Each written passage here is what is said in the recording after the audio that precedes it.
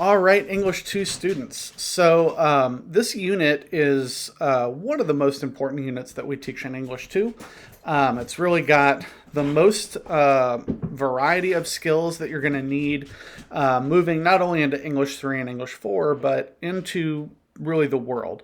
And that is basically your ability to find good information, determine whether that information is reliable or not, be able to process and understand the information, and then be able to apply that information in your own thinking.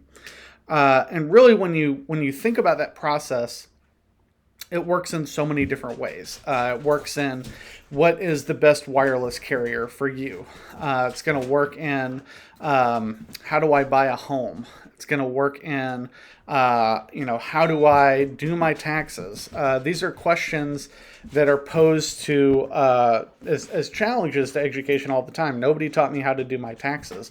Well, if you can do a little bit of research and read and process and apply it successfully, then I don't literally have to teach you how to do your taxes. You're going to know how to do them. This is also important when we interact with the world. Information is being chucked at you all of the time. You're being bombarded by all types of different information. And quite frankly, if you don't have the skills to determine what's real, what should I be a little wary of, and what should I really dismiss out of hand as completely false, then you're going to be one of those people who end up kind of thinking some pretty out there things, not really being connected to reality, and kind of making a fool out of yourself on a daily basis. And nobody wants that, right? We want to be at least able to go through the world and kind of navigate these difficult questions. As you know, we just wrapped up a presidential election, and when you sit down to write a ballot, which will be the next presidential election for you, by the way, you don't want to be stumped when it asks you, do you want Amendment 1 to pass or not?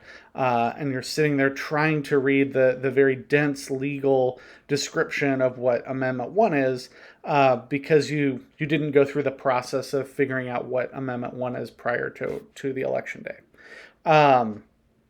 More than that, you want to have some kind of confidence that the resources that you use to learn what Amendment 1 are steering you in the right direction, and they're giving you even and balanced information and not trying to bias your opinion or win over your vote for something that maybe you don't really believe in.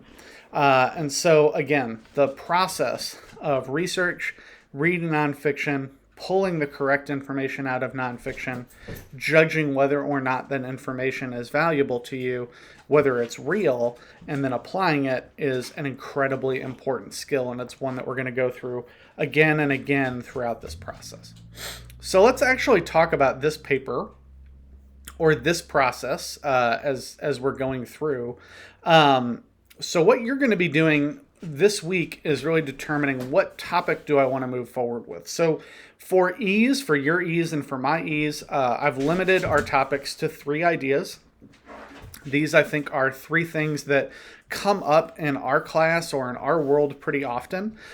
The first one is youth making a difference. So when I think about this topic, I think about the idea of no justice, no peace.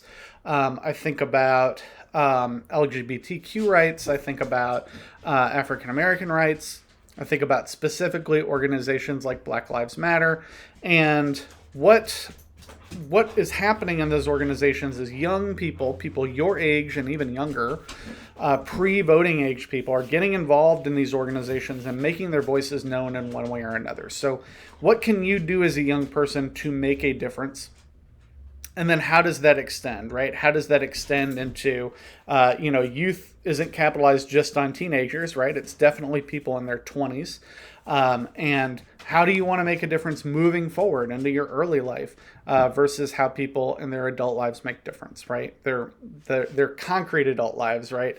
Not their wayward 20s.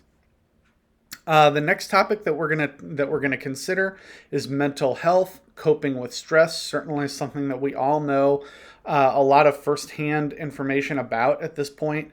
things that we're dealing with every day. So if you want your question to be inside of that mental health, how do I cope with stress a little better, then that might be your topic. The third one is why literature matters. Obviously, a topic that's really important to me, but maybe that's something that you're curious about. Maybe it's something you understand why math matters and you understand why science matters, but you don't necessarily understand why we have to read books with significant content in them. Not just Harry Potter and you know books about Katniss Everdeen, but certainly kind of getting into real literature. Maybe that's something that you want to investigate. The goal today is not to know that topic. It would be kind of nice if you knew that topic, but in fact, I really want you just to work with some information that's been given to you. Ms. Cardy and I have looked at these sources, so we know that they're good. You don't have to worry about some of the process of the finding of the vetting, whether something is good or not. Instead, you're just going to read at least one article and do a little activity with it to show that you have the basic skills of being able to pull out that good information and really to train you to get into the habit of pulling out this type of information. So for example, when I sit down with my Facebook feed, which I've curated to include certain sources that I really trust, and I'm pulling out one of those sources, or even if I'm pulling out somebody that somebody has sent me, then I kind of look through all those things with these things in mind automatically. We want you to get you to that near automatic place where you wouldn't really need a worksheet to be able to do all that work. You can pick and read 2 of these. That's fine with me. In fact, I would encourage you to pick 2 of these. We're going to talk about the research process a little later this week, and you're going to find that just having a background sense of knowledge is really important before you actually do some research. So that's going to be something that we do throughout the week and throughout next week as well. Then on Wednesday this week, you're going to read a second article by that same topic. Again, you can read more than one to get a sense of that, but I'm just asking that you read one. And hopefully at this point, you kind of know what the topic is about. On Thursday this week, you're going to watch a lecture about how to gather research. We're going to use one research method to find a new source.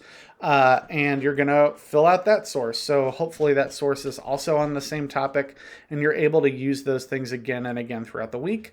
And then you're going to go back to the sheet that I'm giving you today, which is where you're going to fill in your topic for me on Friday. And then on Friday, all you have to do is say, this is my topic. I want to be researching youth and how youth make changes in America. Or I want to be researching mental health. So you're just going to state your topic for me.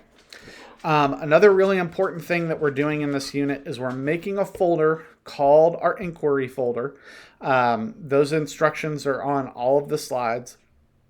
And we want that inside of your English 2 folder. That's really important because at some point you're going to turn in your organized folder and we're going to assess your ability to organize. So if you follow all the instructions as they come up, you should be organizing as we're moving along. Organization is very important in a research project. You want to make sure that you're organizing very successfully. And then at the end of this process, we're going to look at that. That's going to go into your grade. So make sure that you're doing that as we move through the process.